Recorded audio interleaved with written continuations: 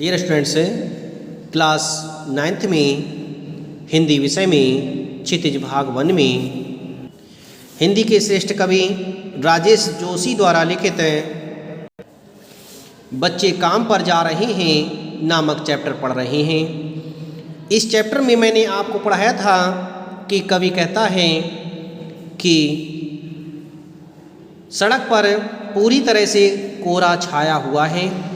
ऐसी कठिन परिस्थिति में बच्चों को काम पर जाना पड़ रहा है।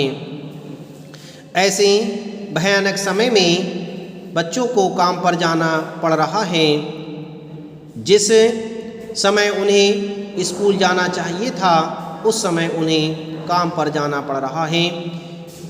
ऐसी उनकी स्थिति को देख करके उनके विषय में विस्तार से लिखने का मन होता है और उस विस्तृत विवरण में विभिन्न प्रकार के प्रश्नों को लिखना चाहिए कि बच्चे काम पर क्यों जा रहे हैं।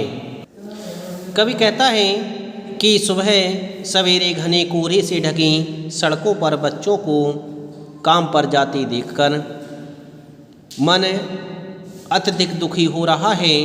वह पूछता है कि आखिर बच्चे काम पर क्यों जा रहे हैं। कवि कहता है कि क्या अंतरिक्ष में गिर गई हैं सारी गेंदें, क्या दीमकों ने खा लिया है सारी रंग बिरंगी किताबों को, क्या काले पहाड़ के नीचे दब गए हैं सारे खिलौने, क्या किसी भूकंप में ढह गई है सारे मदरसों की इमारतें, क्या सारे मैदान सारे बगीचे और घरों के आंगन खत्म हो गए हैं एकाएक।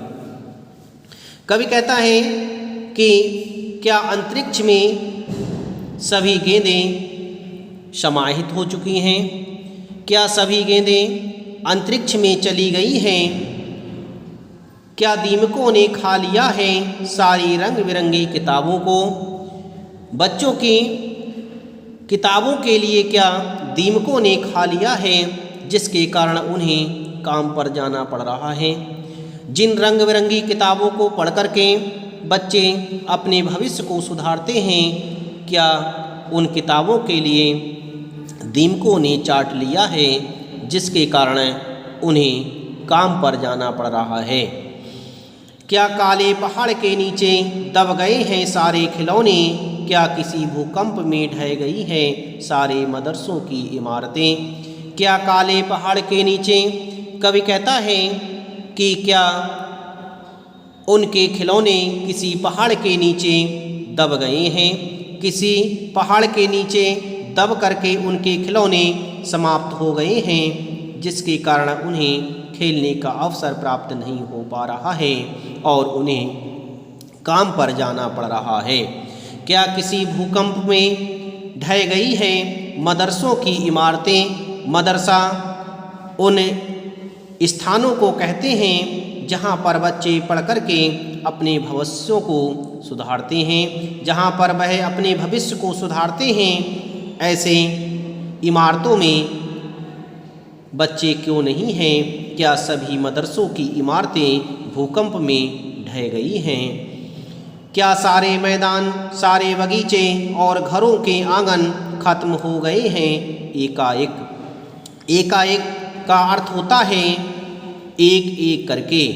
एकाएक यदि हम संधि विच्छेद करते हैं तो इसके शब्द बनेंगे एक प्लस एक बराबर एका एक।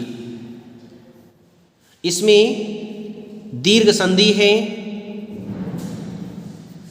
दीर्घ संधि का प्रयोग किया गया है।